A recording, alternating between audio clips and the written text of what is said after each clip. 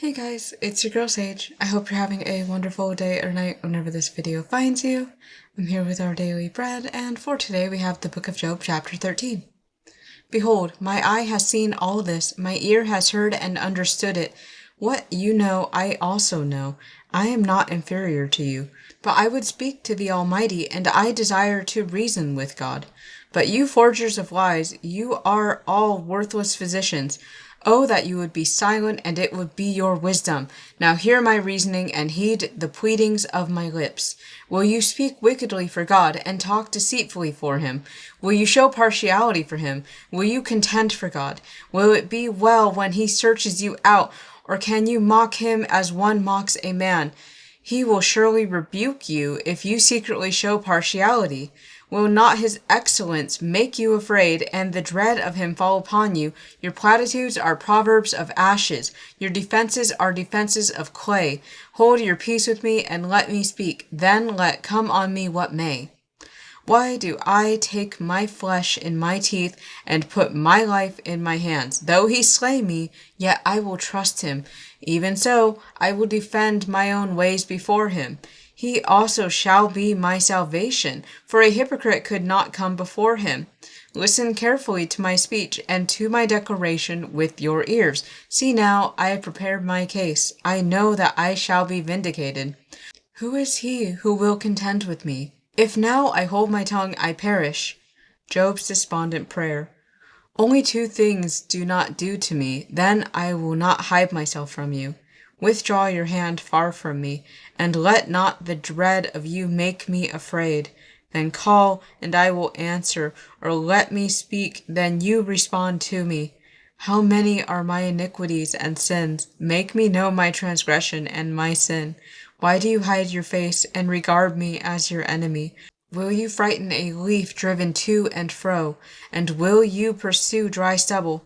For you write bitter things against me, and make me inherit the iniquities of my youth. You put my feet in the stocks, and watch closely all my paths. You set a limit for the soles of my feet. Man decays like a rotten thing, like a garment that is moth-eaten.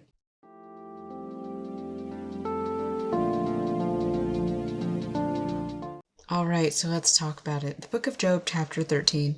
In this chapter, we see that Job, he is declaring to his friends that he and his friends are no different from each other, but he recognizes that they are lying to him.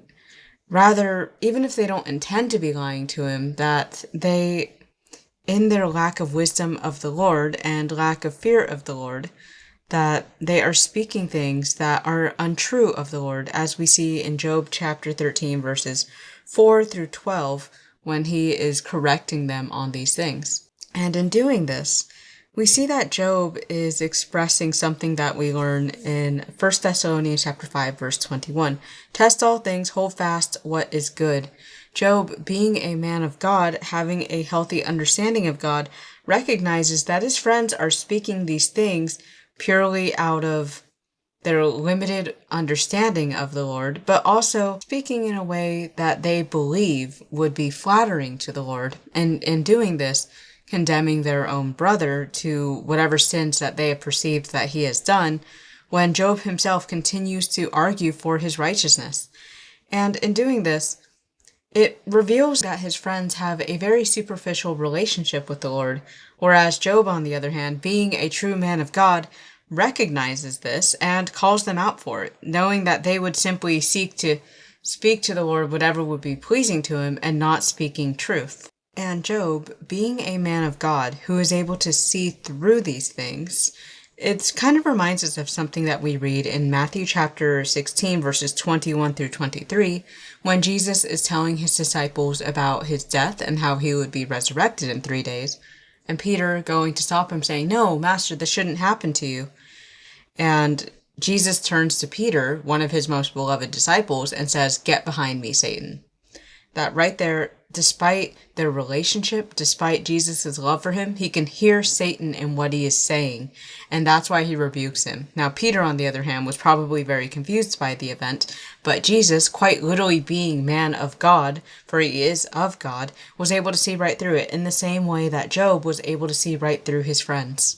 And another reflection of Job's heart, truly revealing him as a man of God, we see in Job chapter 13, verse 23, "How many are my iniquities and sins? Make me know my transgression and my sin." Right there, Job is talking about he would love to have a conversation with God. And in having this conversation with God, he doesn't want to argue with him. He doesn't want to blame him. He doesn't want to curse him for why his life is the way it is, but simply wants to ask him, what am I doing so wrong? What is it? I thought I was doing everything right according to your law, according to your commandments. What have I done wrong? And in doing this, he is revealing a heart very similar to King David, as we read in Psalm 139, verses 23 and 24. "Search me, O God, and know my heart. Try me and know my anxieties, and see if there is any wicked way in me, and lead me in the way of everlasting." Job is revealing that he has this same heart. Job not wanting to argue with God or blame God or curse God, but simply wants to ask God, what is he doing so wrong? Job does not understand why this is all happening, and he seeks to understand.